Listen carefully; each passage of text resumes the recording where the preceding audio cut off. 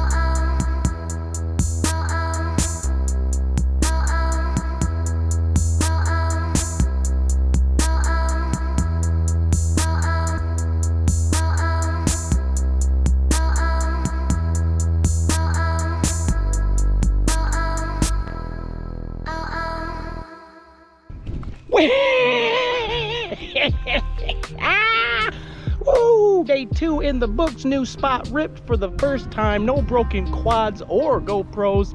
I say that's a good day. Thank you for joining me, and I will see you on the next one.